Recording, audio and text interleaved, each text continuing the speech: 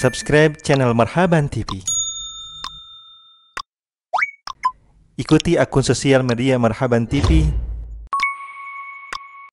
siaran Telegram, grup WhatsApp.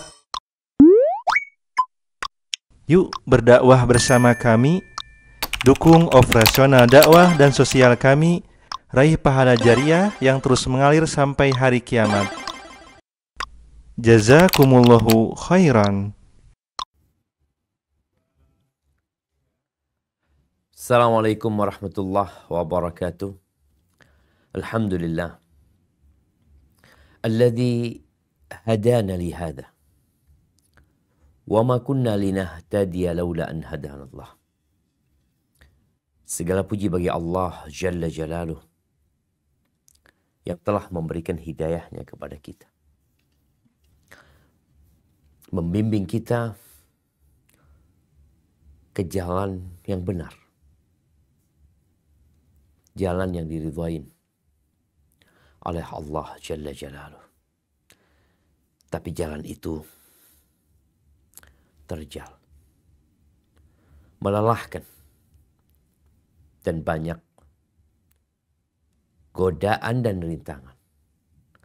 Kalau bukan karena pertolongan Allah Jalla Jalaluh kepada kita, maka kita tidak akan mampu melewati jalan-jalan menuju kepadanya. Syaitan bersumpah, dia berjanji untuk duduk di setiap jalan yang mengantarkan kepada Allah Azza wa Jalla.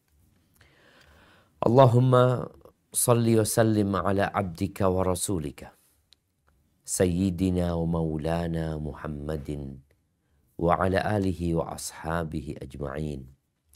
Ya Allah, semoga salawat dan salam, berkah dan nikmat senantiasa Engkau curahkan untuk hamba kekasih-Mu, untuk baginda Nabi kita Muhammad alaihi salatu wassalam, untuk keluarga beliau, untuk istri-istri beliau, untuk putra-putri beliau, dan untuk seluruh sahabat Nabi. Semoga Allah meridai kita bersama mereka. Amma ba'd, ahibati fillah, ada kelompok manusia yang mereka tidak percaya dengan Al-Quran dan tidak percaya dengan As-Sunnah. Enggak, dia enggak percaya. Ya orang-orang kafir. Menolak Al-Quran. Menolak la ilaha illallah. Menolak sunnah Nabi SAW. Menolak asyhadu anna Muhammad Rasulullah SAW. Tapi ada orang yang percaya dengan Al-Quran dan Sunnah. Percaya dia. Bahkan dia mengatakan yang menjadi rujukan dia di dalam beragama adalah Al-Quran dan Sunnah. Tapi yang jadi masalah, dia memahami Al-Quran dan Sunnah semau dia. Dia akan mengesampingkan, mengabaikan ayat-ayat Quran yang menurut akal dan logika dia udah gak relevan lagi. Dia juga akan membuang hadis-hadis Nabi SAW yang mungkin udah gak cocok menurut dia. Karena dia menafsirkan Al-Quran sesuai dengan nafsunya. Dan ada kelompok yang mengikuti Al-Quran, percaya dengan Al-Quran, akan tetapi dia tidak percaya dengan sunnah. Dia tidak percaya dengan hadis Nabi SAW. Dengan banyak alasan yang mengatakan bahwa cukuplah Quran. Kan Quran udah sempurna. Ada yang mengatakan lagi bahwasanya hadis itu bukan wahyu. Ada lagi yang mengatakan bahwasanya Nabi itu melarang mencatat, menulis sunnah darinya.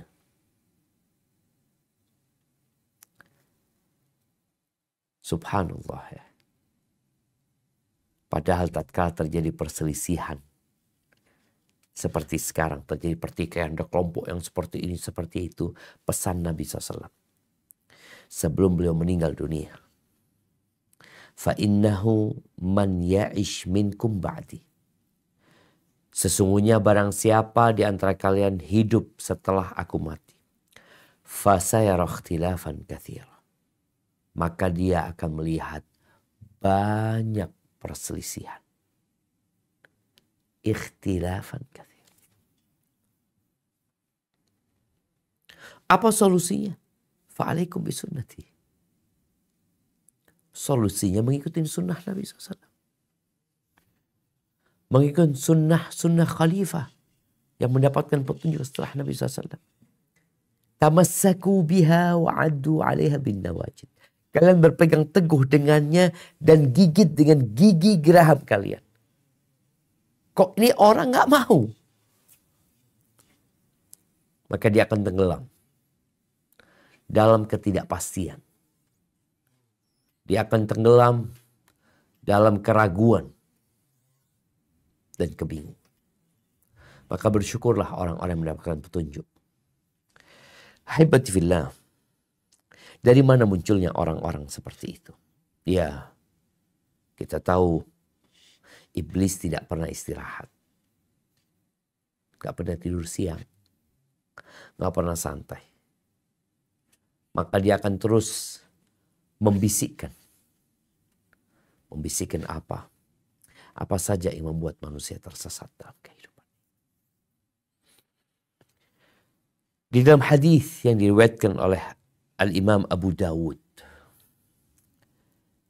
dari Al-Miqdam Ibn Ma'di Karibah, bahwa Nabi SAW mengatakan, ala inni utitul kitab wa mithlahu ma'ahu.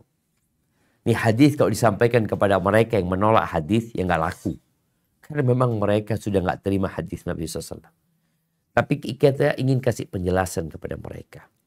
Bahwa ternyata sejak 1445 tahun yang lalu, udah ada informasi dari siapa? Dari Nabi kita alaihi salatu wassalam akan munculnya orang-orang yang menyebutkan dirinya Al-Quraniyun. Kami adalah orang-orang pengikut Quran. Benar kayak gitu. Nabi udah ngasih tahu.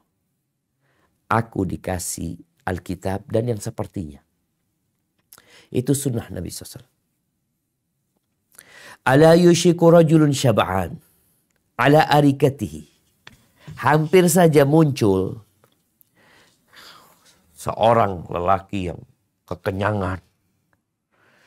Dia duduk di atas sofanya, di atas singgasananya. Yaqulu, sambil berkata, memberikan pidato, memberikan ceramah, memberikan arahan, memberikan himbauan, mengatakan alaikum bihadzal Qur'an. Kalian berpegang teguhlah dengan Quran ini. Bagus enggak? Seakan-akan bagus. Fama wajadtum fihi min halalin fa'ahillu. Wa ma wajadtum fihi min haramin faharrimu. Bicara halal haram yang kalian dapat di dalam Quran, halal halalkan, yang haram haramkan. Bas, Quran aja. Dan kelompok ini muncul kira-kira di abad ketiga Hijriah. Kemudian dimunculkan kembali, dilariskan kembali, dijual lagi sama para mustasyriqin, sama kaum orientalis yang berusaha untuk menjauhkan umat Islam dari Islam. Bukan dari sunnah. Menjauhkan umat Islam dari Islam. Kenapa? Karena sejatinya Al-Quran ini siapa yang nukil? Seperti apa penukilan Al-Quran ini? Lewat cara apa? Emang dulu ada percetakan? Ya lewat para sahabat Nabi. Yang para sahabat ini adalah penukil sunnah. Yang menukil sunnah itu para sahabat. Yang juga mereka menukil Al-Quran. Ahibati fillah. Ketahuilah bahwasanya sunnah Nabi SAW adalah merupakan wahyu dari Allah Azza wa Jalla. Barang siapa yang beriman dengan benar kepada Al-Quran yang termasuk rukun iman, maka dia akan percaya dengan sunnah yang juga termasuk rukun iman, yaitu beriman kepada Rasul Sallallahu Alaihi Wasallam, beriman kepada Allah, beriman kepada malaikat-malaikatnya, beriman kepada kitab-kitabnya, beriman kepada utusan-utusannya. Engkau beriman enggak sama Al-Quran? Oh, beriman. Kitabullah. Ya, kalau engkau beriman dengan Al-Quran, engkau harus beriman dengan sunnah. Yang menyampaikan Quran ini siapa? Ya, Nabi Muhammad SAW. Terus yang menyampaikan sunnah, ya Nabi SAW. Kenapa? Karena kalau engkau melihat dan membaca dan mengkaji Al-Quran, engkau akan mendapatkan ayat-ayat Quran itu dijelaskan oleh Nabi SAW. Coba kita baca firman Allah di surat An-Nahl ayat 44. Apa kata Allah Azza wa Jalla? Nah, coba kita baca. Surat An-Nahl ayat 44.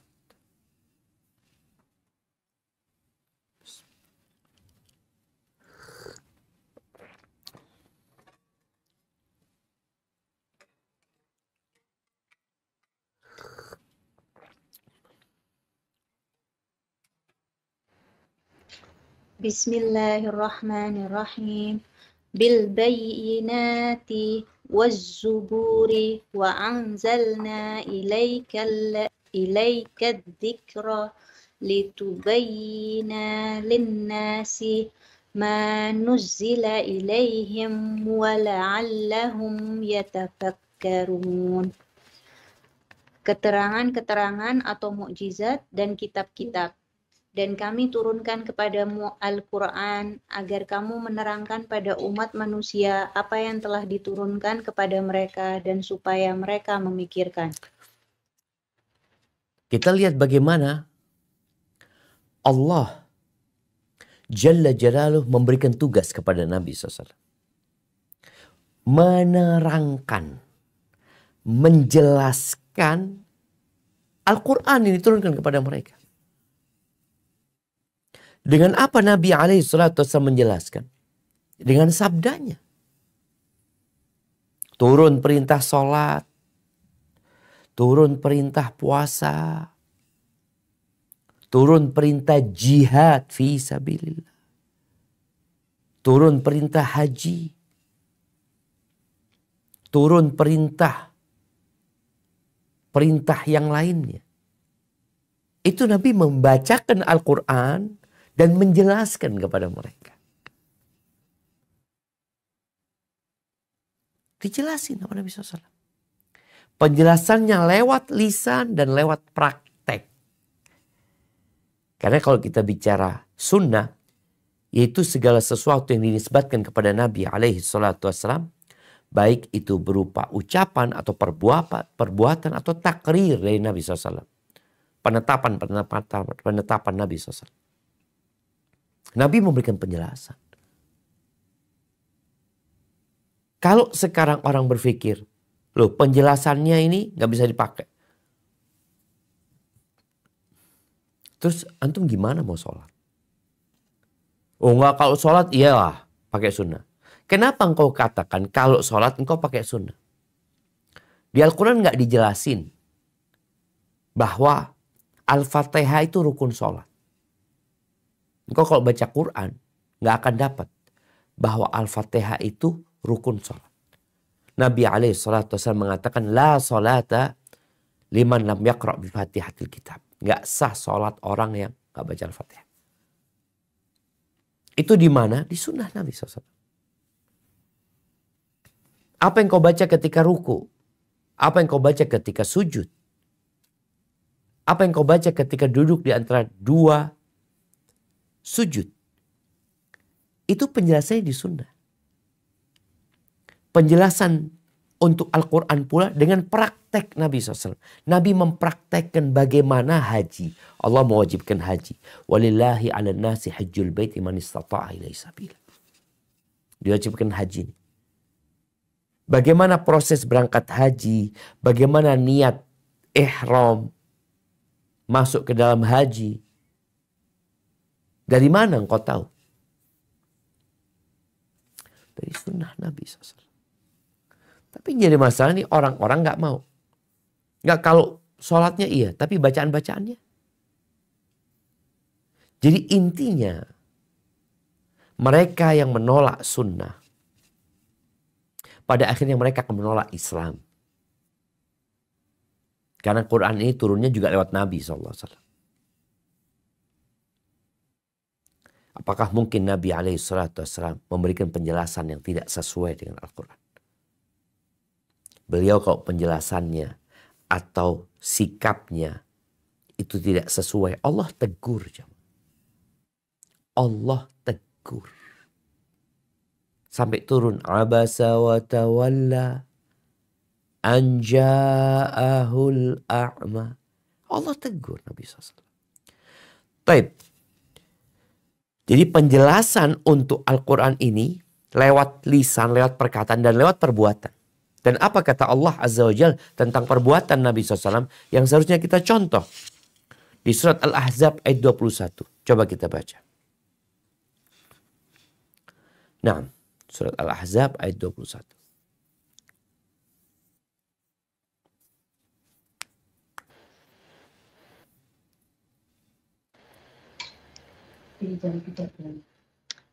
Laqad kana lakum fi rasulillahi Laqad kana lakum fi rasulillahi uswatun hasanatun liman kana yarjullaha wal yawmal akhirah wa dzakarallaha katsira. Sesungguhnya telah ada pada diri Rasulullah itu suri teladan yang baik bagimu, yaitu bagi orang yang mengharap rahmat Allah dan kedatangan hari kiamat, dan dia banyak menyebut Allah. Kalau ternyata sunnah Nabi SAW, baik yang berupa ucapan, berupa perbuatan, itu tidak terjaga, gak masuk dalam penjagaan Allah Azza wa Jalla, terus bagaimana kita akan mengikuti dan meneladani beliau? Tapi subhanallah, Allah menyebutkan suri tauladan ini buat siapa? Suri tauladan yang baik ini buat siapa? Buat orang yang beriman kepada Allah, kepada hari akhir, dan suka mengingat Allah Subhanahu wa ta'ala. Dan ahibati fillah, penjelasan Nabi SAW tentang Al-Quran, inilah yang membuat kita bisa beragama sekarang. Jadi Quran itu bukan sesuatu yang ditemukan dalam wujud kitab. Quran itu diturunkan di hati Nabi SAW. Kemudian Nabi membacakan dengan lisannya. Lalu Nabi memberikan penjelasan, keterangan. Lalu beliau alaihi salatu wassalam mengamalkannya. Dipraktekkan. Dan para sahabat melihatnya. Maka kemudian sampai Islam kepada kita. Oleh karena itu Nabi alaihi salatu wassalam ketika menyebutkan umat ini akan berpecah belah menjadi 73 golongan. Siapa yang selamat? Dari 73 itu. Maka na ala mithli ma ana alaihi wa ashabi. Mereka adalah orang-orang yang mengamalkan Islam seperti yang diamalkan oleh aku dan para sahabatku. Kalau sekarang kau hanya mau pakai Quran aja, bagaimana engkau tahu prakteknya para sahabat pengamalan Al-Quran ini? Ya nggak akan bisa. Maka lewat sunnah Nabi SAW. Kalau dikatakan iya tapi kan sunnah itu hadis itu ada yang dhaif, ada yang sahih. Nah, sahih ucapanmu. Makanya para ulama mengumpulkan yang sahih, membersihkan dari yang dhaif. Oh, aku bingung. Ya kalau engkau bingung belajar. Jadi ketidaktahuan seseorang kebodohan seseorang dengan sesuatu bukan berarti dia punya hak untuk meninggalkan. Karena memang secara naluri manusia itu memusuhi sesuatu yang dia tidak tahu. Wajar karena dia nggak ngerti. Maka kau belajar. Dan kalau kita lihat ya bagaimana Allah Azza wa Jal menyebutkan bahwa Nabi diperintahkan untuk menjelaskan. Dan penjelasan itu dari Allah. Yang menunjukkan itu juga wahyu. Gitu. Di surat Al-Qiyamah ayat 16-19. Apa kata Allah Azza wa Jal? Nah.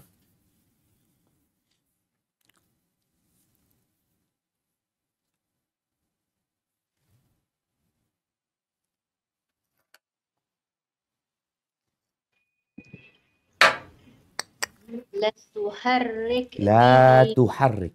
Hanya panjang. la tuharrik bihi lisanaka lita'jala bihi. Janganlah kamu gerakkan lidahmu untuk membaca Al-Quran karena hendak cepat-cepat menguasainya. Inna alaina jam'ahu wa qur'anahu. Kalau Sesungguhnya berhenti bacanya wa qur'ana. Sesungguhnya atas tanggungan kamilah mengumpulkannya di dadamu dan membuatmu pandai membacanya. Fa'idha qara'nahu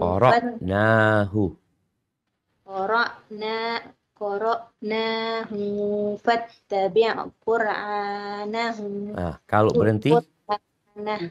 Nah. Apabila kami telah selesai membacakannya, maka ikutilah bacaannya itu. Tumma inna alaina. Ma-nya nggak panjang ya bacanya. Tumma inna alaina. Tumma inna alaina bayanahu. Nah, kalau waqaf. Bayanah. Kemudian sesungguhnya atas tanggungan kamilah penjelasannya. Barakallahu fiik. Yang menurunkan Allah. Yang mengumpulkan di hati Nabi Muhammad alaihissalam Allah. Yang menanggung untuk memberikan penjelasan Allah. Ini menunjukkan Al-Quran, wahyu dan sunnah Nabi SAW. Yang merupakan keterangan penjelasan itu juga dari Allah. Artinya nggak mungkin Nabi SAW mengada-ngada. Itu nggak mungkin. Bikin-bikin tidak mungkin. Makanya tadi Anda sampaikan orang yang menolak sunnah ini nanti pada akhirnya menolak agama Allah. Kenapa? Karena sunnah ini penjelasan untuk Al-Quran. Di samping nanti ada hukum-hukum yang dijelaskan dalam sunnah. Yang mungkin tidak ada dalam Al-Quran. Al-Azim. Karena memang kita diperintahkan untuk taat kepada Allah dan taat kepada Rasulnya. Alaihi salatu wassalam.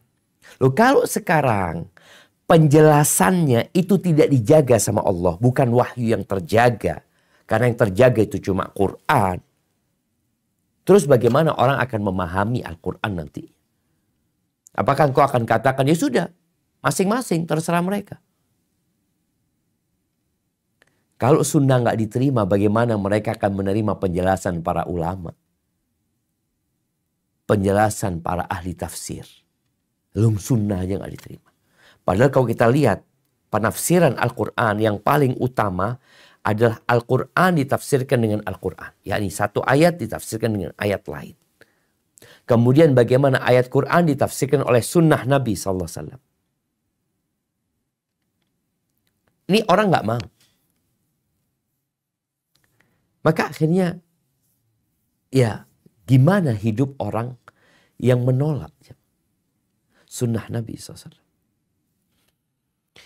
Ahibati fillah, di surat Al-Hijr.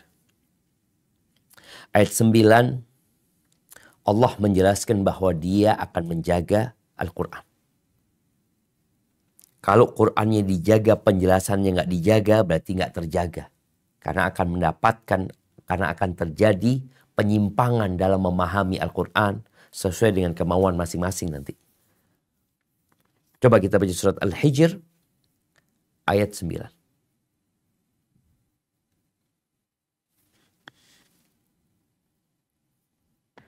A'udzu billahi minasyaitonir rajim. Inna nahnu nazzalna dzikra wa inna lahu lahafizun. Sesungguhnya kamilah yang menurunkan Al-Quran dan sesungguhnya kami benar-benar memeliharanya. Itu penjelasan Allah. Allah memelihara Al-Quran dan Allah menjaga sunnah Nabi SAW. Kenapa? Karena ini penjelasan untuk Al-Quran. Tadi kita bicara menjelaskan tentang kewajiban sholat wa aqimus sholat. Gimana sholatnya? Ini Nabi ngasih contoh. Wa atuz zakah. Lalu bagaimana kita menunaikan zakat? Kapan menunaikan zakat? Berapa nih nisabnya? Berapa persen yang dikeluarkan? Di sunnah Nabi SAW. Dan agama ini sempurna.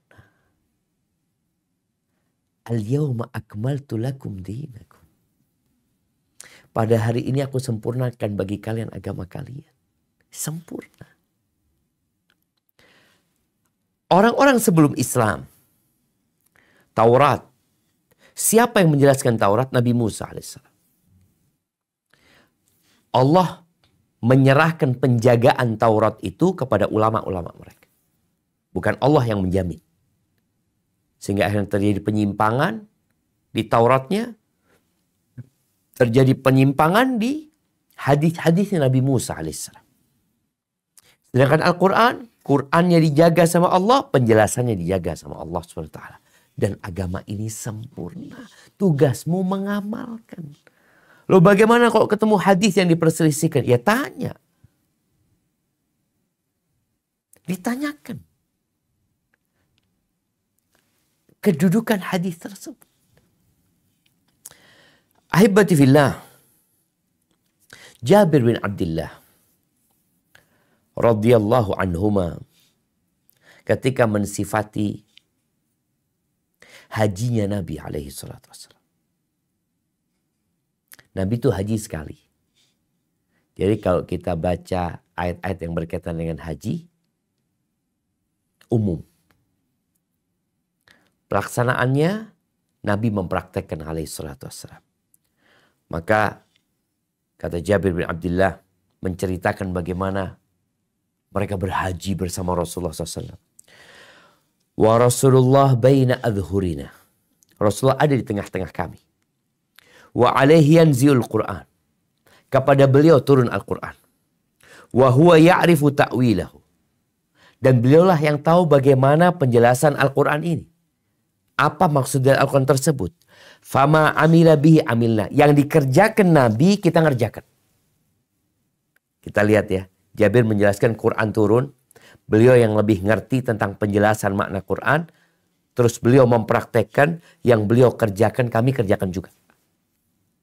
Yang enggak, enggak usah.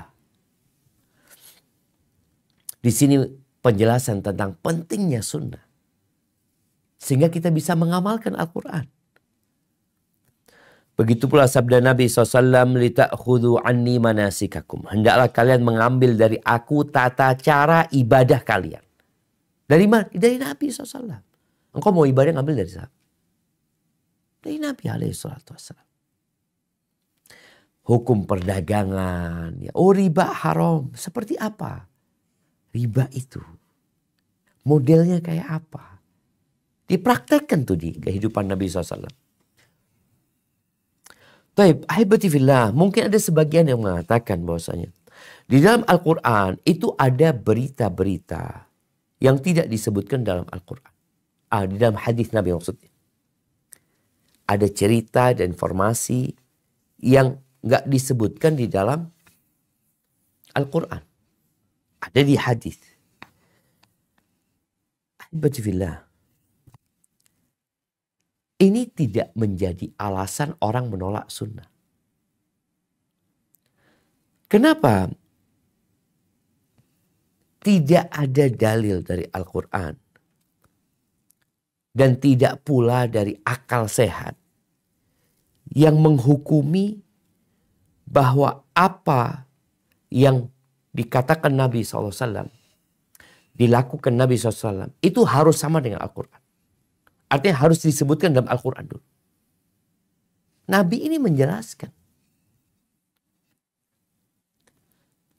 Dan Allah menyuruh kita di dalam Al-Quran. Ini buat para pengikut Al-Quran saja. Engkau lihat dalam Al-Quran, Allah nyuruh kita taat sama Rasul juga. Sallallahu alaihi wasallam. Coba kita baca firman Allah di surat Al-Ma'idah ayat 92. Wa ati'u Allah wa ati'ur Rasul wahdharu fa in tawallaytum fa'lamu annama 'ala rasulina al-balaghul mubin. Dan taatlah kamu kepada Allah dan taatlah kamu kepada Rasul, serta berhati-hatilah. Jika kamu berpaling, maka ketahuilah bahwa kewajiban Rasul kami hanyalah menyampaikan amanat dengan jelas. Barakallahu fikum. Kita lihat. Allah dengan tegas mengatakan wa ati'ullaha wa ati'ur Rasul. Taatlah kepada Allah dan taatlah kepada Rasul. Hati-hati kalian. Kalau kalian berpaling, nggak mau nih, aku mau taat sama Allah aja, nggak mau sama Rasul SAW. Maka ketahuilah Rasul kewajibannya hanya menyampaikan. Engkau mau ikut, engkau mau percaya, engkau mau meyakini, engkau enggak, urusan-urusan. Kewajiban Rasul hanya menyampaikan alaihi salatu wassalam. Al-Imam Asy-Syatibi rahimahullahu ta'ala, beliau mengatakan bahwa semua ayat yang di dalamnya mengandung perintah taat kepada Allah dan Rasul, maka di situ menunjukkan bahwa ketaatan kepada Allah adalah taat kepada apa yang Allah sebutkan dalam Quran dan Sunnah. Dalam Quran. Taat kepada Allah, wa ati'ullaha, kita diperintahkan taat, maka kita disuruh patuh dan taat dengan perintah dan larangan Allah yang ada dalam Al-Quran. Karena Allah mengatakan wa ati'ullaha, taatlah kepada Allah. Oh, gimana kita taat sama Allah? Maka taat dengan apa yang Allah sebutkan dalam Al-Quran.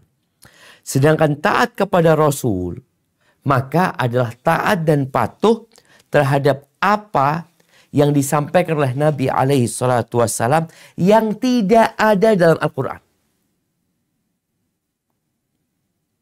Taat kepada Allah berarti yang ada dalam Al-Quran. Taat kepada Rasul berarti yang tidak ada dalam Al-Quran. Kenapa? Beliau mengatakan, idlau kana fil Quran. Kalau ternyata perintah itu udah ada dalam Al-Quran, ya udah, berarti taat sama Allah aja. Cukup. Karena udah ada dalam Al-Quran. Berarti ketaatan kita, ketaatan kepada Allah. Sedangkan di sini, Allah mengatakan, wa ati'ullah wa ati'ur Rasul. Taatlah kepada Allah dan taatlah kepada Rasul. Jadi ingat, taat kepada Allah adalah taat kepada apa yang ada dalam Al-Quran. Taat kepada Rasul adalah taat dengan apa yang tidak ada dalam Al-Quran.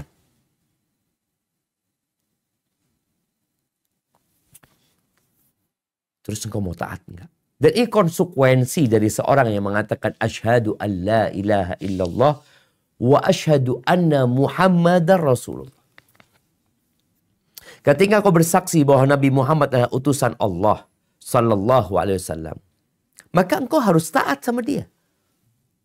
Oh enggak, aku taat sama Allah aja. Sama Nabi enggak taat. Engkau percaya enggak?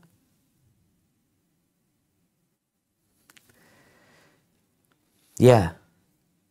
Tapi sebagian orang berpaling. Allah mengancam orang-orang yang enggak mau taat. Di surat An-Nur ayat 63. Apa kata Allah Azza wa Jalla? Nah, silakan dibaca. لا تجعلوا دعاء الرسول بينكم كدعاء بعضكم بعضا قد يعلم الله الذين يتسللون منكم لواذا فليحذر الذين يخالفون عن أمره أن تصيبهم فتنة أو يصيبهم عذاب أليم. Dan janganlah kamu jadikan panggilan Rasul Muhammad di antara kamu seperti panggilan sebagian kamu kepada sebagian yang lain. Sungguh Allah mengetahui orang-orang yang keluar secara sembunyi-sembunyi di antara kamu dengan berlindung kepada kawannya. Maka hendaklah orang-orang yang menyalahi perintah Rasulnya takut akan mendapat cobaan atau ditimpa azab yang pedih. Kita lihat di sini. Siapa yang menyimpang, menyelisihi perintah Rasul SAW, bisa jadi ditimpa dengan fitnah atau azab yang pedih. Maka Imam Asy-Syatibi mengatakan, Rasulullah SAW telah dikhususkan dengan sesuatu yang beliau harus ditaati. Yaitu sunnahnya Nabi SAW. Makanya Allah katakan, Mayyuti'ir Rasul faqad ata Allah. Barang siapa yang taat kepada Rasul, maka dia taat sama Allah. Ini terhadap sesuatu yang tidak ada dalam Al-Quran. Barang siapa yang taat kepada Rasul, maka dia telah taat kepada Allah. Bagaimana para sahabat selalu mengatakan sami'na wa ata'na. Kami mendengar dan kami taat. Dan Allah juga mengatakan wa ma atakumur rasulu fakhudhu. Apa yang diberikan oleh Nabi SAW kalian ambil. Wa ma nahakum anhu fantahu. Yang kalian dilarang, kalian tinggalkan. Jadi dalil-dalil dari Al-Quran menunjukkan bahwa segala sesuatu yang datang dari Rasul, segala yang diperintahkan oleh Rasul, segala yang dilarang, maka itu sejatinya ikut dalam ketaatan kita kepada Al-Quran, dan itu menjadi tambahan dari Al-Quran, dalam artian sebagai penjelasan untuk Al-Quran. Karena memang kita diperintahkan untuk taat kepada Allah dan kepada Rasul. Ahibati fillah. Jadi kalau kita ngelihat, ternyata banyak hal mungkin yang detail yang gak disebutkan dalam Al-Quran. Dan ini sebuah kemudahan yang Allah berikan. Quran ini mudah dihafal, mudah diingat. Ringkas, tapi mencakup.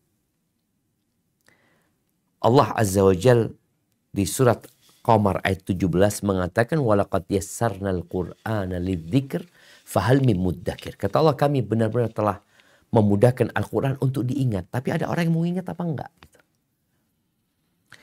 Ahibati fillah, detail hukum-hukum agama ada dalam hadis Nabi SAW. Dan Nabi menjelaskannya kepada para sahabatnya. Tugas kita apa? Taat. Tapi mungkin ada yang mengatakan, oh, Nabi SAW dulu pernah melarang untuk mencatat hadis Nabi SAW. Betul. Tapi apakah larangan mencatat itu kemudian menjadi dalil bahwa sunnah itu bukan hujjah, bukan wahyu? Nabi melarang supaya nggak kecampur sama Quran. Betul, supaya nggak kecampur, nggak boleh dicampur. Jadi larangan itu hanya untuk menjaga supaya Quran tidak tercampur dengan yang lainnya. Karena hadis Nabi SAW walaupun wahyu bukan berarti dia seperti Al-Quran yang dibaca ketika sholat. Kita diperintahkan untuk membaca ketika sholat, membaca wahyu apa membaca Quran. Faqra'u ma tayassara minal Quran. Yang dibaca itu Quran.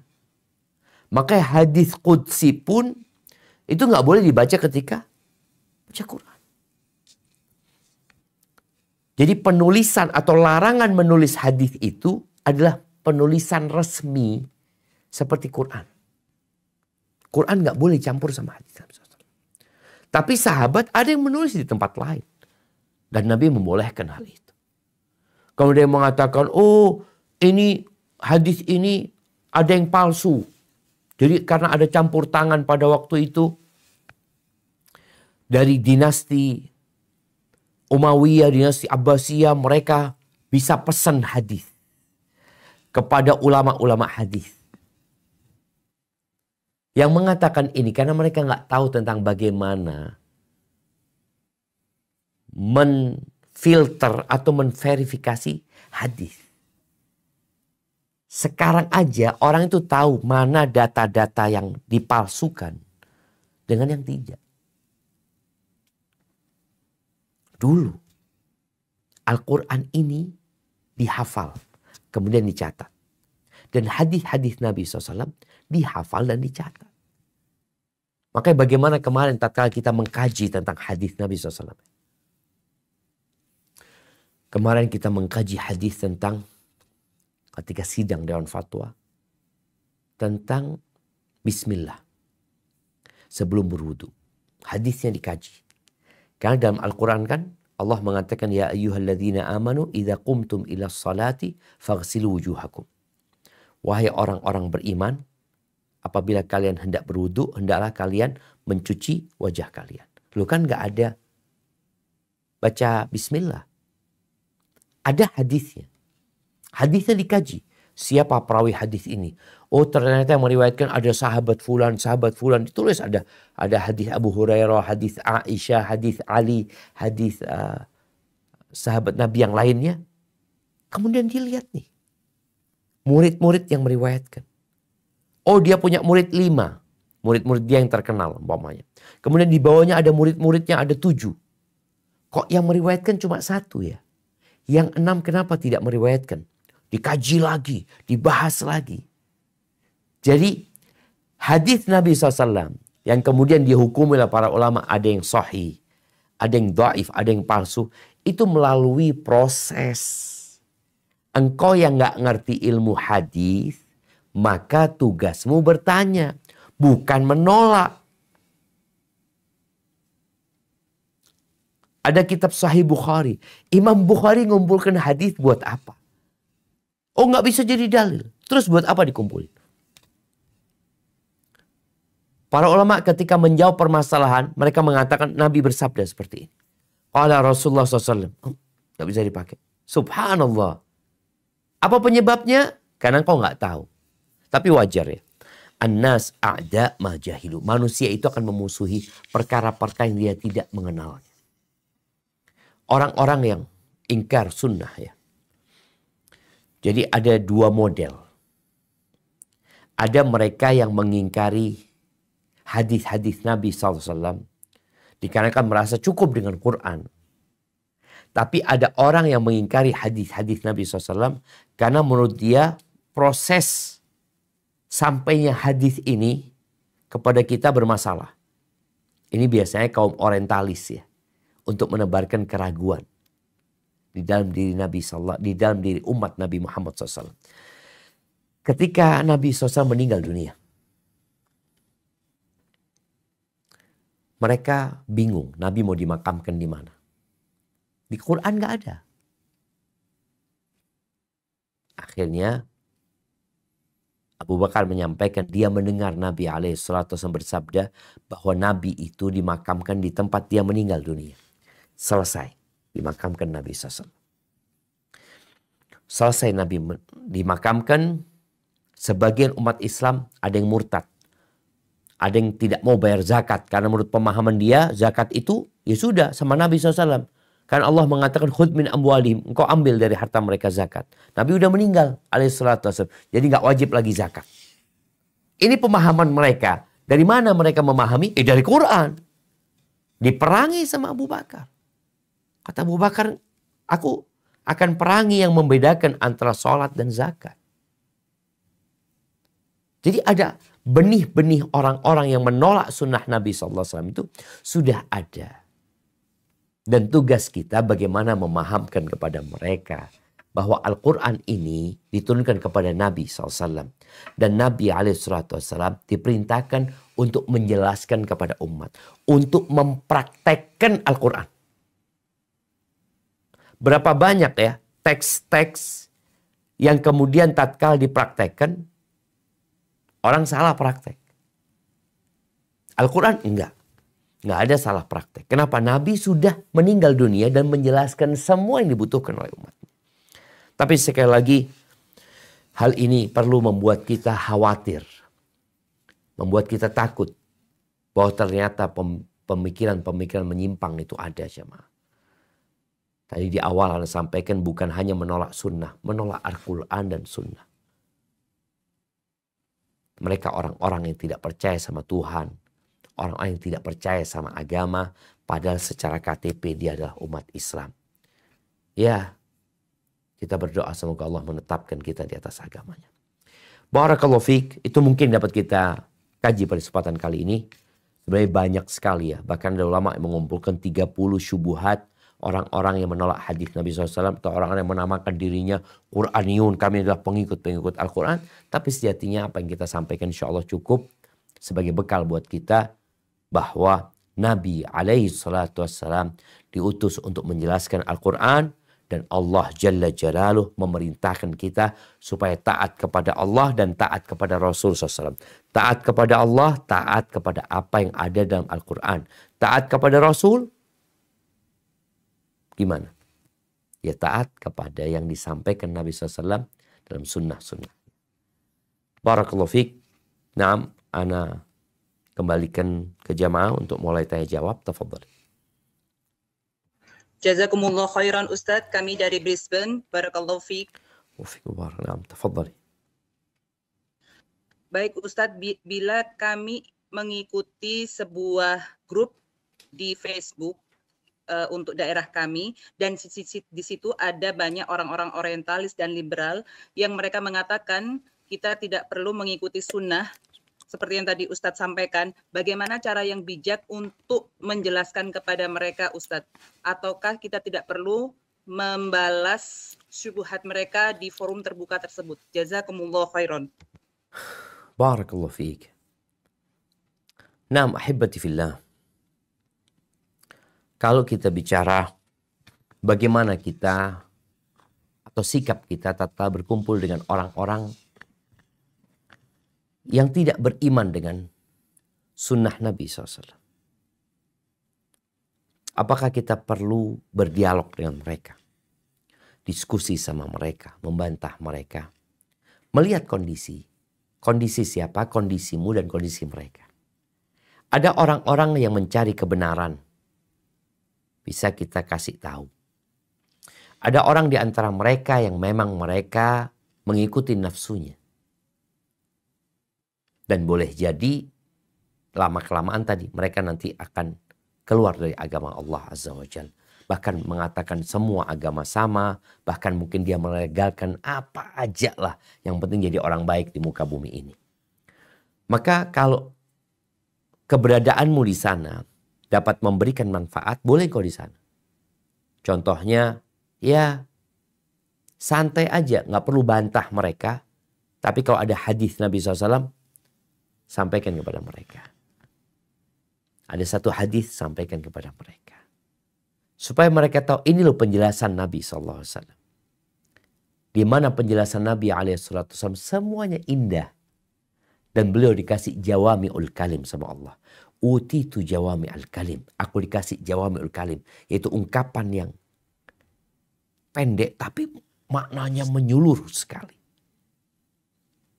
Itu mungkin yang bisa kita lakukan. Tapi kalau memang mereka mungkin menyebarkan syubhat-syubhat mereka, ya kita boleh ambil cuplikan video umpamanya, potongan video atau potongan penjelasan tentang kedudukan sunnah Nabi SAW, perintah taat kepada Allah dan taat kepada Rasulnya seperti yang tadi kita bahas. Tapi kalau ternyata keberadaan kita nggak berguna di sana jamaah, lebih baik kita keluar. Karena syubhat itu, kerancuan-kerancuan itu, ya bisa menyambar kita ya. Karena nanti kalau kita ikut mereka, agama jadi mudah gitu. Oh ini nggak ada. Ini nggak ada di Quran. Oh ini nggak ada di Quran. Oh ini nggak ada di Quran. Ya udah. Yang penting kita berpegang teguh dengan Quran. Padahal nanti kalau dihadapkan dengan masalah-masalah yang detail, mereka akan kembali kepada sunnah Nabi SAW. Kalau masih beriman. Hada wallahu a'lam bissawab.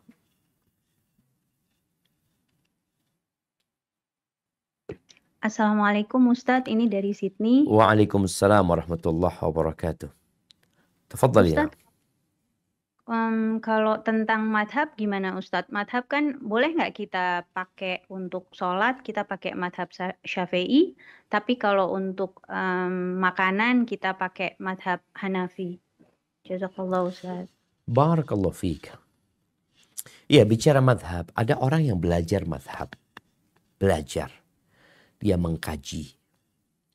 Ada orang yang awam. Orang awam ini yang dia tidak ngerti dalilnya itu apa. Dia juga tidak bisa memahami lebih kuat madhab Syafi'i apa madhab Hanafi. Dia nggak ngerti. Maka agama dia ini adalah bertanya. Allah mengatakan fas'alu ahla dzikri in kuntum la ta'lamun. Bertanyalah kepada orang yang ngerti, orang yang faham, yang punya ilmu. Kalau kalian nggak ngerti. Jadi ketika kita bertanya, boleh jadi ustadznya atau alim yang menjelaskan, dia ternyata pakai madhab Hanafi. Nanti kita tanya lagi satu masalah, ternyata dia pakai madhab Maliki. Kita nggak ada urusan sama madhabnya. Karena kita tadi kita nggak ngerti, kita juga nggak belajar madhab. Akhirnya agama kita adalah agama bertanya. Agamanya orang awam yang tidak punya kesempatan untuk belajar adalah bertanya. Maka apa yang diberikan penjelasan oleh gurunya, maka dia ikutin asalkan dia tidak mencari yang enak. Tapi dia juga tahu, oh ini ustadz yang alim. Dia ngerti dan dia bertakwa kepada Allah Azza wa Jalla, Anda akan bertanya kepada dia. Tapi kalau seorang belajar mengkaji ilmu, maka dan dia bisa mentarjih. Dia bisa melihat, oh ini dalilnya madhab Hanafi, ini dalilnya madhab Syafi'i. Ditimbang-timbang sama dia, kok kayaknya lebih kuat pendapatnya Imam Syafi'i, Anda ikut ini. Karena dia melihat, dia punya alat lah untuk menimbang tadi. Maka dia ikutin tadi. Gak ada masalah gitu loh. Jangan sampai madhabnya itu adalah mengikuti yang enak. Dia mencari-cari yang enak. Bukan tadi bertanya, tapi dia mencari-cari yang enak. Oh kayaknya madhab ini enak ya. Nikah pakai madhab Hanafi aja. Karena dia janda, Anda mau nikah pakai madhab Hanafi. Kan gak perlu pakai wali gitu loh. Seperti itu. Umpamanya dia mengikuti madhab itu karena enak aja. Tapi kalau dia bertanya kepada orang yang alim dan dikasih penjelasan, fadl dia ikuti. Hada wallahu a'lam bishawab. Assalamualaikum Ustaz, pertanyaan dari Perth. Waalaikumsalam warahmatullahi wabarakatuh. Naam, tafadhali. Bagaimana, bolehkah kita menyebarkan atau memberitahu teman-teman kita apabila kita mengetahui di daerah kita ada suatu kelompok yang seperti Ustadz bicarakan sebelumnya Ustadz. Barakallahu fiikum. Iya. Ahibati fillah. Ad-din an-nasihah. Agama ini nasihat. Agama ini menginginkan kebaikan. Kalau ternyata ada kelompok yang berbahaya di tempat kita. Kemudian kita punya kawan yang baru tinggal di sini umpamanya. Yang tentunya ketika dia baru pindah umpamanya dari Indonesia atau dari Sydney kemana. Dia kan nggak tahu. Biasanya dia ingin cari majelis ilmu. Dia ingin belajar. Dia ingin ketemu sama orang-orang yang seagama. Karena dia nggak punya ilmu tentang daerah situ. Ya mungkin dia hanya akan menghukumi secara zahir. Oh ini kayaknya orang-orang soleh nih. Dia kumpul sama mereka. Tugas kita tatkala tahu bahwasanya ada kelompok yang berbahaya tadi. Yang dalam agama kita faham bahwa dia menyimpang. Tugas kita ngasih nasihat. Tapi perlu hikmah dan adab. Karena terkadang orang dikasih nasihat, dia ini langsung menuduh kita, oh ini hasut nih orang ini. Ada yang seperti itu. Maka hendaklah engkau menunjukkan bahwa engkau ingin kebaikan buat dia. Dan engkau ngerti dengan kondisi yang ada. Maka ini menjadi pintu kebaikan buat kita. Namun sekali lagi, tatkala kita memberikan nasihat bukan berarti dia menerima nasihat kita. Tugas kita hanya menyampaikan. dengan adab, dengan hikmah, dengan harapan semoga dia selamat dari fitnah yang ada. Hadza wallahu a'lam bissawab.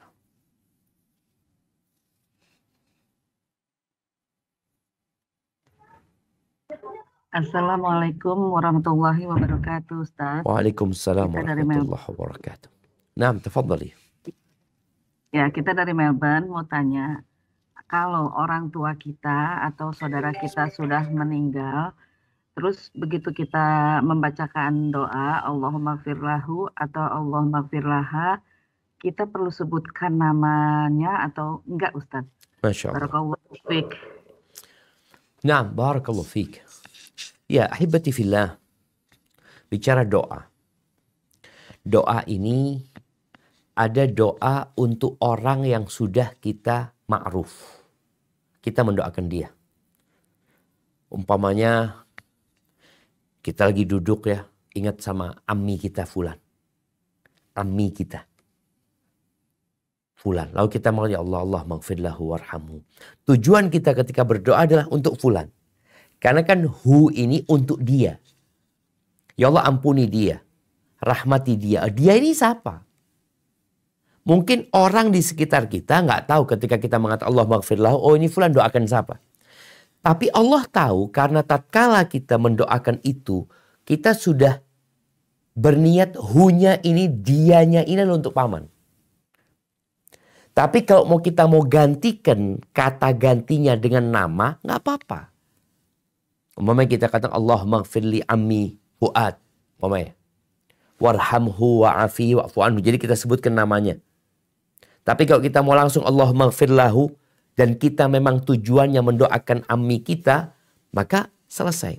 Orang tua kita, apakah kita perlu menyebut namanya? Di dalam Al-Quran yang Allah sebutkan tentang kedua orang tua, Allah langsung menyebutkan kata ganti. Seperti waqur rabbirhamhuma kama rabbayani shaghir. Ya Allah rahmati keduanya sebagaimana keduanya merawatku ketika kecil. Siapa keduanya? Ya orang tua ana yang melahirkan ana. Jadi nggak harus pakai nama kalau kata gantinya sudah diniatkan. Tapi kalau engkau pakai nama juga nggak apa-apa.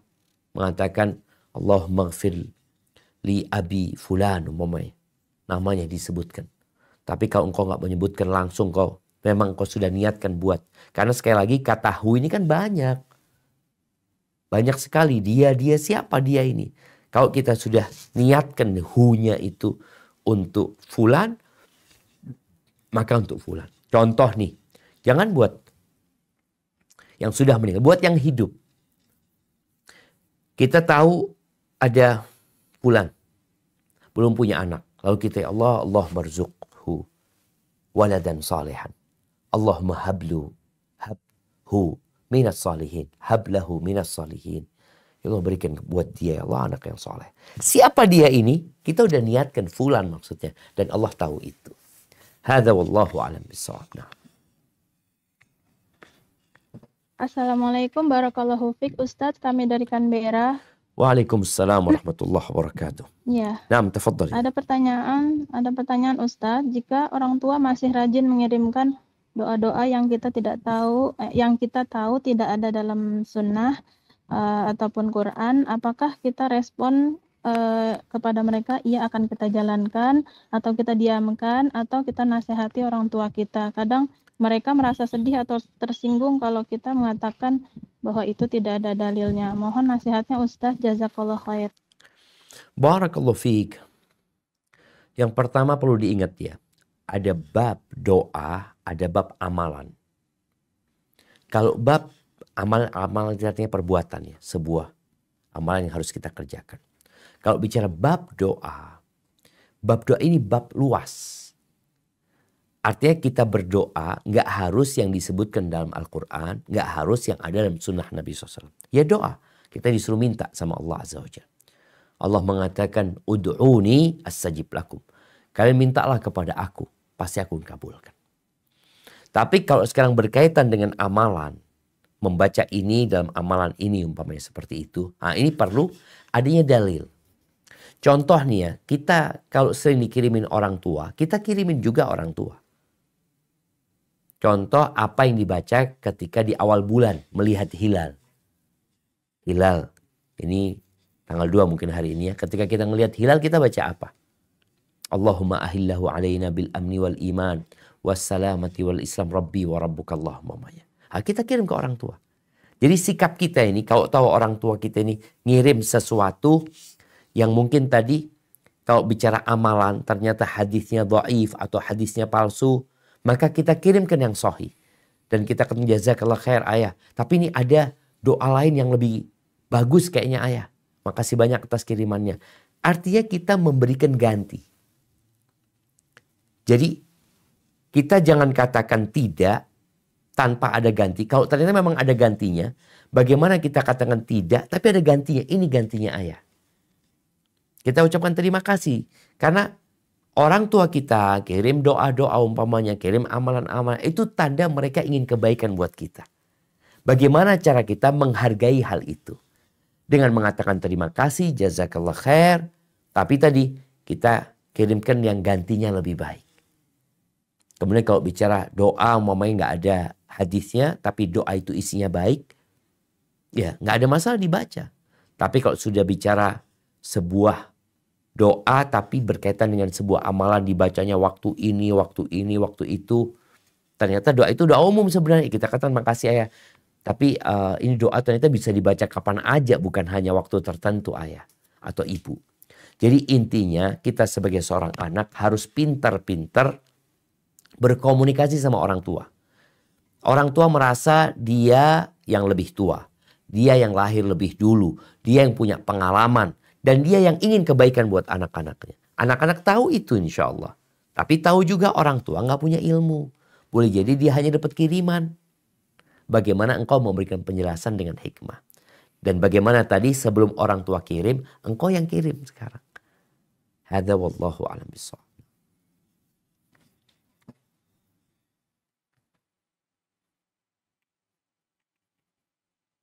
Assalamualaikum warahmatullahi wabarakatuh, Ustadz. Waalaikumsalam warahmatullahi wabarakatuh. Naam, tafadhali. Dari Kuala Lumpur, Ustadz, izin bertanya. Naam. Di antara sumber utama hukum Islam adalah hadis Nabi. Dan validitas suatu hadis perlu dipastikan untuk dijadikan pijakan hukum. Apakah statusnya sahih saja cukup? Bagaimana jika hadis tersebut hukumnya diralat? Dan bagaimana jika beberapa hadis yang sahih itu bertentangan? Dan jika ulama berselisih tentang kesahihan suatu tersebut? Jazakallahu khairan. Barakallahu fiik. Naam, ahibati fillah. Kalau bicara hadis Nabi SAW, bicara validitas hadis Nabi SAW, maka kita tahu ada hadis sahih, ada hadis dhaif, ada hadis palsu. Kalau bicara yang sahih, apakah cukup menjadi pijakan? Tentunya kalau itu benar sabda Nabi SAW, ya kita harus mengikutinya. Namun kadangkala hadis itu sahih, tapi ternyata hadis itu sudah mansukh. Udah dihapuskan dengan hadis lain. Nah, disinilah peran para ulama. Mereka mengumpulkan hadis, lalu mereka menyimpulkan hukum dari hadis tersebut. Kalau ternyata hadisnya sahih, tapi ternyata hadis ini sudah dihapuskan. Karena tadi, ternyata hadis ini bertentangan dengan satu hadis. Bagaimana cara menggabungkan dua hadis ini yang sama-sama sahih? Kalau ternyata bisa dijelaskan, bisa digabungkan, maka digabungkan. Tapi kalau satu harus runtuh, maka nanti mereka akan bicara tadi ketika hadis bertentangan dan tidak bisa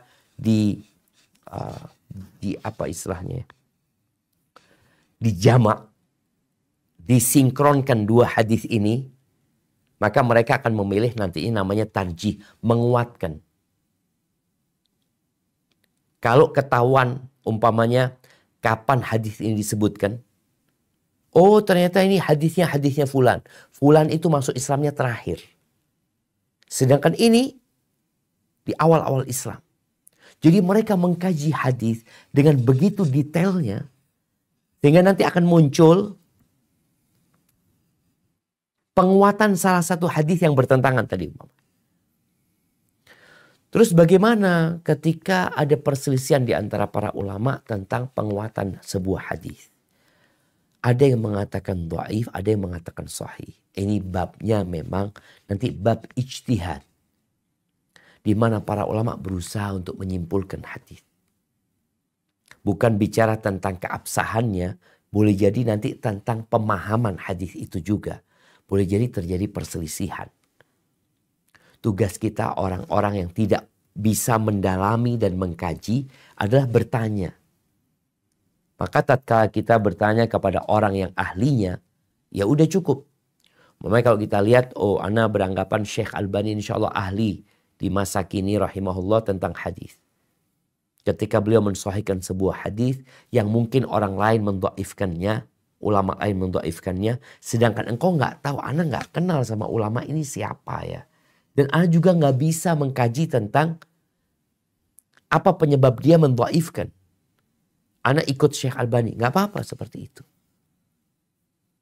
Jadi ini menjadi solusi ya buat kita yang tidak paham. Tapi kalau kita yang belajar, ya pelajari. Karena contohkan kita di sidang Dewan Fatwa, kita mengkaji itu tentang sebuah hadis yang sebagian ulama mendhaifkan, sebagian ulama mensahihkan. Nah, kita berusaha untuk mencari tahu kenapa fulan mensahihkan, kenapa fulan mendhaifkan. Oh, boleh jadi fulan mendhaifkan karena jalurnya dia punya 5 jalur. Ternyata ada jalur lain. Yang dari jalur itu hadis ini ternyata bisa diterima gitu. Jadi tugas kita orang awam sekali lagi bertanya. Ketika ada permasalahan-permasalahan yang memang tadi kita nggak paham gitu loh. Kalau fulan mengatakan sahih, fulan mengatakan dhaif. Tapi kita melihat mana yang lebih ngerti, mana yang lebih berkompeten dalam masalah itu, nah kita ikutin. Hadza wallahu a'lam bissawab. Barakallahu fiik Ustaz, putaran kedua dari Brisbane. Naam, tafadhal. Ya, jika ada seorang abang yang mempunyai adik perempuan yang telah bersuami. Suami sang adik tersebut bekerja di luar kota dan tidak jelas dalam memberi nafkah kepada sang istri tersebut. Apakah abang tersebut wajib membantu memberi nafkah sang adik, sedangkan untuk kebutuhan sang abang tersebut, si istri dari si abang tersebut juga ikut membantu, Ustaz? Jazakumullahu khairan. Barakallahu fiik. Ya ahibati fillah. Kalau bicara kewajiban, kita tahu yang wajib memberikan nafkah kepada seorang istri adalah suaminya. Bagaimana kalau suaminya tidak memberikan nafkah? Siapa yang berkewajiban memberikan nafkah kepada dia? Kalau sang istri ini bisa bekerja umpamanya, dia bisa dapat penghasilan, ya dia berusaha ya. Karena kita tahu yang namanya tangan di atas lebih baik daripada tangan di bawah. Namun kalau ternyata dia nggak bisa, dia punya keterbatasan ngurusin anak ini dan itu. Kemudian sang abangnya ini tahu adiknya seperti itu. Dan dia mampu. Kalau dia nggak mampu ya nggak wajib. Jadi kalau bicara mampu, sekali lagi bicara nafkah nanti ya. Nafkah yang wajib itu adalah nafkah sandang pangan papan. Itu sesuatu yang memang untuk hidup gitu. Untuk biaya hidup. Bukan untuk kesenangan. Kalau kita lihat ya, banyak suami istri yang dua-duanya bekerja umpamanya. Bukan untuk biaya hidup, tapi untuk gaya hidup rata-rata. Atau enggak rata-rata, mungkin banyak seperti itu. Untuk kesenangan, kalau untuk biaya hidup ya cukup lah. Bicara baju, ya cukup 2. Kalau bicara cukup, 1 dipakai, 1 buat ganti. Bicara makan, makan sebenarnya nasi sama telur. Udah cukup. Cuma kalau bicara kepingin enak ya lain lagi. Maka tadi kalau bicara sang abang ini, bagaimana dia, kalau ternyata dia sudah bisa memenuhi yang jadi kewajiban. Karena memberikan nafkah kepada istrinya itu kewajiban. Kalau itu sudah dia cukupin, kemudian ada kelebihan, ya dia berikan kepada adiknya. Tapi kalau dia nggak cukup, ya dia minta maaf karena dia nggak bisa gitu memberikan nafkah kepada adiknya karena dia sendiri nggak mampu. Ini kalau bicara kewajibannya, yang wajib adalah pertama kepada istri dan anak-anaknya, itu menjadi kewajiban buat dia. Setelah itu dicukupin, dia berikan kepada yang lainnya. Atau kalau ternyata umpamanya sebenarnya nggak cukup, tapi karena istrinya membantu, akhirnya jadi cukup. Maka di sini berarti kan nggak cukup, dia nggak punya kewajiban. Tapi kalau ternyata enggak, insya Allah anak istri anak baik ya. Kadang-kadang kan ada suami yang memang tahu istrinya itu baik. Dia walaupun suaminya tidak memberikan nafkah cukup, ya istrinya nerima kondisi seperti itu. Maka di sini bagaimana dia berkomunikasi dengan istrinya. Ketika dia punya uang, anggap 100.000 uang. Yang ini hak istrinya, menjadi kewajiban dia untuk memberikan kepada istrinya. Tapi dia ngomong sama istrinya, "Dik, aku minta keridhoanmu ya. Aku mau kasih adikku." Kenapa? Karena ini kewajiban dia sama istrinya. Sehingga dia minta keridhoan istrinya, kemudian dia berikan kepada yang lainnya, nggak ada masalah. Hadza wallahu a'lam bissawab. Assalamualaikum Ustadz. Putaran kedua Waalaikumsalam warahmatullahi wabarakatuh. Naam, tafadhali. Ya, ini mungkin di luar tema sedikit Ustadz. Mau tanya, seumpama kita punya anak perempuan ya Ustadz, kita alhamdulillah insya Allah udah mengajarkan apa yang disunahkan oleh Rasul dari dia kecil. Nah, kemudian anak kita perempuan itu menikah. Kita sebelumnya kita tahu itu anak laki-lakinya baik, agamanya nggak tahu beberapa tahun. Ternyata agamanya itu anak laki-laki itu menyimpang, suaminya anak kita itu menyimpang Ustadz. Bagaimana sebaiknya cara kita untuk menarik kembali mereka berdua? Apakah kita perlu menasehati atau gimana? Kan sebagai orang tua sebaiknya nggak boleh ikut campur dalam perihal pernikahan anak Ustadz. Jazakallahu khair. Masya Allah, barakallahu fiik. Iya, ana garis bawain ya pertanyaan atau pernyataan terakhir tadi disebutkan bahwa orang tua dalam pernikahan anak nggak boleh ikut campur. Ya, artinya kita nggak intervensi. Tapi kalau masalah agama, kita jangan bicara anak, orang lain. Kita diperintahkan untuk amar ma'ruf nahi mungkar. Bahkan umat Islam ini menjadi umat yang terbaik itu karena amar ma'ruf nahi mungkar. Umat yang tidak membiarkan kejahatan terjadi dan tidak membiarkan kebaikan ditinggalkan. Allah mengatakan kuntum khaira ummatin ukhrijat linnas ta'muruna bil ma'ruf wa tanhauna 'anil munkar. Kalian adalah umat terbaik yang dikeluarkan untuk umat manusia. Yang sikap kalian, tugas kalian adalah amar ma'ruf nahi munkar dan beriman kepada Allah Azza wa Jalla. Jadi tatkala kita memberikan nasihat kepada anak dan anak mantu kita, bukan karena dia menantu dan anak kita. Karena mereka Muslim yang kita diperintahkan untuk berbuat baik kepada mereka. Apalagi ini ada hubungan sama kita.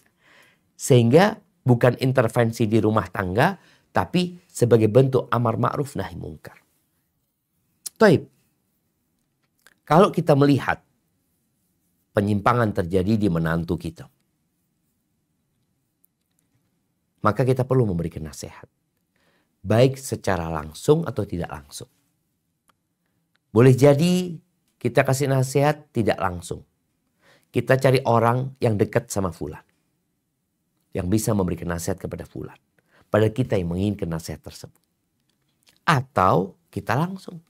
Karena hubungan menantu sama mertua ini macam-macam. Ada yang hubungannya dekat, ada yang hubungannya jauh. Ada yang dari awal menantu memang sudah sakit hati sama mertua. Sehingga kadang-kadang mau ngasih nasihat, ngasih penjelasan udah dimentahkan ya. Atau dimuntahkan sama mereka. Maka kadang-kadang kita perlu cari nasihat lewat jalan lain. Anak kita seperti itu. Kalau bicara anak kita duduk sama anak kita. Kita bicara bukan masalah rumah tangga dia. Kita bicara masalah agama. Kita sampaikan kepada dia, nak, engkau sudah tahu suamimu seperti ini, seperti itu. Bagaimana pandanganmu dalam agama? Nah, kita bicara agamanya. Bukan saya sebagai orang tua, bukan. Saya sebagai seorang muslim. Apalagi orang tua, tambah lagi gitu kan. Boleh jadi orang tua memisahkan anak. Tapi dengan cara yang baik dan bijak tentunya gitu kan. Karena kalau memang dilihat dalam agama Islam itu ada intervensi dalam rumah tangga dua orang yang bertikai. Makanya Allah katakan fa in khiftum shiqaqa bainihima. Kalau kalian takut keributan terjadi antara suami istri ini terus-terusan, apa yang harus dilakukan? Dibiarin, nggak boleh intervensi. Allah menyuruh fab'athu hakaman min ahlihi wa hakaman min ahliha. Kirim utusan dari pihak laki-laki, utusan dari pihak perempuan untuk menyelesaikan. Artinya dua orang ini tidak bisa menyelesaikan, akhirnya harus ada pihak luar yang dihadirkan untuk menyelesaikan. Maka tadi kalau urusannya nanti urusan akidah, maka orang tua datang untuk menyelesaikan. Nggak ada masalah. Seperti itu. Dan kalau pada akhirnya harus berpisah, Allah sudah mengatakan fa'imsakun bima'ruf aw tasrihum biihsan. Baik-baik dilanjutkan rumah tangganya atau berpisah dengan baik-baik. Hadza wallahu a'lam bissawab.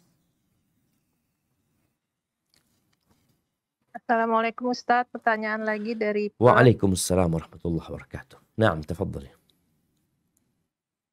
Bagaimana kita menyikapi sikap kita sebagai seorang muslim dengan keadaan di Palestina? Bolehkah kita sebagai seorang muslimah ikut berdemo untuk mensupport mereka, Ustaz? Barakallahu fiik.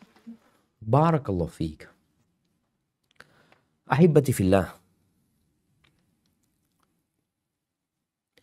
Kadangkala orang bertanya, kenapa ya kok pertolongan Allah nggak turun kepada mereka? Bukankah mereka dizalimin? Bukankah mereka ditindas? Bukankah mereka dibantai? Bukankah itu negeri mereka? Bukankah itu tanah mereka? Bukankah mereka orang-orang Islam? Mana pertolongan Allah Azza wa Jalla? Ketahuilah, pertolongan Allah itu akan turun, tapi dengan syarat. Syarat dan ketentuan berlaku. Ini yang harus selalu kita ingat. Kita kadangkala bicara, kita demo sana, kita demo sini. Engkau minta tolong sama siapa? Yang kau lakukan itu, apakah akan menolong mereka? Karena yang dibutuhkan sama mereka itu pertolongan Allah Azza wa Jalla. Allah mengatakan, "Iyansurkumullah fala ghaliba lakum." Kalau Allah menolong kalian, nggak ada yang bisa ngalahkan kalian. Bukan kalau Amerika, bukan kalau Inggris, Allah. Kalau Allah nolong kalian, nggak ada yang bisa ngalahkan kalian. Wa iyakhdhulkum faman dzalladzi yansurukum min ba'di. Tapi kalau Allah meninggalkan kalian, siapa yang dapat memenangkan kalian? Siapa? Nggak ada yang bisa. Maka di sini kalau kita ingin pertolongan Allah turun, tolong engkau lakukan sesuatu yang menyebabkan pertolongan Allah turun. Apakah dengan, ya kalau dikatakan tadi berdemo umpamanya, ya keluar, apakah pertolongan Allah akan turun? Atau tidak? Ahibati fillah. Kita tahu dengan kekuatan orang-orang Yahudi. Kita tahu dengan kekuatan umat Islam. Umat Islam menang bukan karena senjata mereka lebih canggih daripada orang Yahudi. Kalau kita baca sejarah, umat Islam menang perang Badar, jumlah mereka lebih sedikit. Tapi perang Uhud kalah. Kalah. Kenapa? Karena adanya kemaksiatan. Maka apabila umat Islam benar-benar Allah memberikan kemenangan dan menolong saudara kita, tolong jauhi kemaksiatan. Engkau dengan tidak berbuat maksiat, engkau itu insya Allah sudah nolong mereka. Dengan doamu mohon sama Allah Azza wa Jalla. Jadi terus terang kalau bicara ya berdemo ini dan itu, engkau gak akan nolong saudara. Dengan doa-doamu di sepertiga malam akhir, engkau memohon kepada Allah, itu lebih utama daripada engkau memohon kepada orang-orang yang tidak beriman. Engkau menghinakan dirimu memohon kepada Allah, itu lebih utama daripada engkau menghinakan dirimu di depan kedutaan-kedutaan orang-orang kafir. Engkau mintanya sama Allah. Hinakan dirimu di hadapan Allah. Itu yang seharusnya dilakukan oleh orang Islam. Dan ahibati fillah, tatkala umat Islam tidak bisa menghadapi kondisi yang ada, itu menghindar kelak pada hari akhir sebelum kiamat nanti. Nabi Musa alaihissalam akan berhadapan dengan Dajjal. Dan Allah berikan kemenangan. Allah berikan kemenangan. Dajjal dibunuh. Tapi kemudian ada musuh yang lebih kuat daripada Dajjal. Siapa? Ya'juj wa Ma'juj. Apakah kemudian Nabi Isa bersama umat Islam menghadapi Ya'juj dan Ma'juj? Tidak. Tidak. Nggak mampu. Jangan dihadapin. Terus gimana? Kan kita mau masuk surga. Masuk surga tapi tidak dengan konyol. Nabi Isa diwahyukan untuk menyelamatkan umat Islam. Berangkat ke gunung. Lalu mereka berdoa minta sama Allah supaya dibinasakan. Binasa Ya'juj dan Ma'juj. Binasa tanpa diperangi. Nggak ada satupun dari umat Islam pada waktu itu yang menghadapi Ya'juj dan Ma'juj. Yang ada mati kalau menghadapi. Dibantai sama Ya'juj dan Ma'juj. Caranya menyelamatkan diri. Menghindar. Berdoa mohon sama Allah. Allah turunkan penyakit kepada Ya'juj dan Ma'juj, mati semuanya. Kemudian bumi pada waktu itu membusuk. Lalu berdoa lagi, mereka minta sama Allah dikirim burung untuk mengangkat bangkai Ya'juj Ma'juj, dibuang ke lautan. Lalu Allah kirimkan hujan. Allah jemaah. Allah. Jadi kemenangan itu dari Allah. Maka jadilah orang yang selalu bersama Allah Azza wa Jalla. Hadza wallahu a'lam bissawab. Na'am.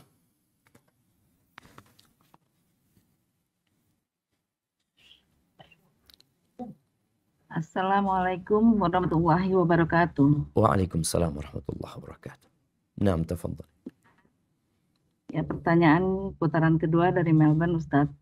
Mau tanya, kalau suami meninggal, kan istri biasanya dapat hak warisnya 1/8. Nah, kalau istri yang meninggal dan punya harta, apakah suami dapat 1/8 juga warisnya atau tidak, Ustaz? Gimana? Terima kasih. Biasanya kan kalau Ustaz, kalau orang suami meninggal, istri mendapatkan 1/8 hak warisnya kan? Istri dapat 1/8 istri meninggal atau 1/4. 1/8 kalau suami nggak punya anak. 1/8. Kalau punya anak jadi 1/4 kalau suami nggak punya anak. Kalau suami punya anak jadi 1/8. Oke, terus pertanyaannya? Baik Ustadz, kalau istri yang meninggal duluan dan dia punya harta, punya anak, apakah suaminya dapat bagian juga dari harta waris istrinya? Nah. Barakallahu fiik. Oh, subhanallah jemaah. Ya. Jadi untuk urusan warisan ini nanti bisa dibaca ya di surat An-Nisa ayat 11-12. Ya, ayat 11-12 ya. Itu urusan warisan yang di ayat 12 berkaitan dengan suami istri. Allah sebutkan di ayat 12 ini yusikumullah walakum nisfu ma taraka azwajukum. Kata Allah, kalian para suami dapat setengah hartanya istri. Kalau istri nggak punya anak. Dapat setengah hartanya istri kalau istri nggak punya anak. Kalau istri punya anak, maka suami falakumur rubu. Suami dapat 1/4. Ya, kita lihat ya perbedaannya. Kalau suami yang meninggal, istri dapat 1/4. Kalau suami nggak punya anak. Kalau suami punya anak, istri dapat 1/8. Tapi kalau istri yang meninggal dunia, suami dapat setengah. Setengah itu 2/4 ya. 2/4 setengah kan. 2/4, iya setengah. Jadi kalau suami yang meninggal dunia, istri dapat 1/4 kalau nggak punya anak, kalau punya anak dapat 1/8. Kalau istri yang meninggal dunia, maka suami dapat 1/2. Kalau istrinya nggak punya anak, kalau punya anak, suaminya dapat 1/4. Seperti itu. Wallahu a'lam bishawab. Baik, kita ke pertanyaan terakhir sepertinya. Udah sampai yang terakhir nih. Naam, tafadhali. Assalamualaikum. Barakallahu fiik Ustaz. Naam, wa fiik wa barak. Di mana ini? Ustaz, dari KL. Dari KL. Ini kok masih Canberra ini anunya ini. Naam. Tafadhal. Mau tanya ini Ustaz, kan tadi di surat Al-Qamar ayat 17 ya disebutkan bahwa kan Canberra sudah Baik, tafadhal. disebutkan bahwa Al-Quran itu mudah diingat Ustaz kan sampai berulang-ulang ayatnya. Tetapi kenapa bagi saya gitu ibu rumah tangga itu sangat sulit untuk menghafal Al-Quran, dan kalau hafal pun mudah menguap Ustaz. Nah, Masya Allah. Masya Allah, barakallahu fiik. Assalamualaikum warahmatullahi wabarakatuh. Waalaikumsalam warahmatullahi wabarakatuh. Ya, jamaah Quran itu kalau mudah menguap betul. Quran itu kata Nabi SAW lebih cepat hilangnya daripada onta yang diikat kalau dilepas. Kabur dia. Di sini ada hikmah. Quran itu harus dimurajaah. Harus dimurajaah terus. Sedangkan mungkin ada orang menghafalkan lagu-lagu, musik. Dari kecil sampai sekarang dia ingat. Tapi Quran nggak bisa. Engkau harus murajaah. Karena engkau harus mendekatkan diri kepada Allah dengan Quran tersebut. Kau harus baca lagi, baca lagi, baca lagi. Baik, kalau bicara pertanyaan pertama tentang orang yang kok sulit menghafal Al-Quran. Iya, manusia itu berbeda-beda dari sisi kekuatan hafalannya. Tapi Quran mudah dihafal. Artinya kalau orang ini menghafal teks lain, butuh 20 kali dia membaca Quran, insya Allah nggak sampai. Dia sudah bisa menghafal. Maka sekarang kau lihat. Kalau ada orang fulan baca 2 kali, hafal. Iya, alhamdulillah dia punya kekuatan hafalan. Ini dari sisi personalnya. Jadi ada orang-orang yang memang dikasih kekuatan hafalan yang Masya Allah. Baca sekali hafal. Fulan baca 3 kali. Fulan baca 10 kali. Engkau lihat, engkau termasuk yang berapa kali baca. Maka engkau lakukan itu. Dan kekuatan hafalannya seperti pisau. Yang biasanya awal dipakai, lama nggak dipakai, dia tumpul. Tapi kalau diasah, nanti keberapa kali jadi tajam dia. Maka boleh jadi di awal menghafal itu berat. Nah, pada masa awal ini yang berat itu banyak orang yang putus asa, berhenti. Aku memang sulit, aku memang berat. Loh, engkau mungkin butuh 20 kali. Jangan ngelihat yang lain. Engkau lihat dirimu. Maka berusahalah untuk membaca berulang kali, dan yang membuat orang bisa segera menghafal itu adalah membersihkan hatinya. Bersihkan hatimu dari segala penyakit hati, khususnya dari dosa-dosa. Karena dosa termasuk yang membuat orang sulit menghafal Al-Quran. Dan terus berdoa minta sama Allah Azza wa Jalla. Jangan pernah putus asa. Gak usah dipikir aku harus menghafal sekian, enggak. Yang penting engkau harus terus berusaha menghafal. Jadi kalau bisa tiap tahun hafalanmu bertambah. Semoga dengan cara itu, ya engkau bisa mendapatkan derajat yang tinggi di sisi Allah ketika dimasukkan ke surganya nanti. Jadi intinya diulang lagi, didengerin, disetorkan. Seperti itu terus. Insya Allah engkau bisa. Tapi sepertinya itu menjadi pertanyaan terakhir ya. Dari KL. Ustaz. Nah. Canberra Ustaz, terakhir Ustaz, please. Canberra terakhir, belum sudah Canberra tadi. Nah. Enggak. Oke. Ya. Tafadhali, na'am.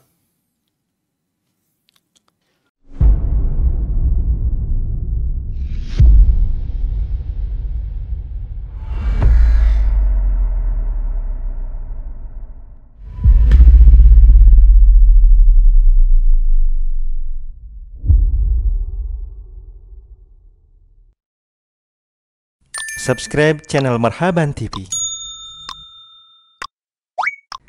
Ikuti akun sosial media Marhaban TV, siaran Telegram, grup WhatsApp. Yuk berdakwah bersama kami, dukung operasional dakwah dan sosial kami, raih pahala jariah yang terus mengalir sampai hari kiamat. Jazakumullahu khairan.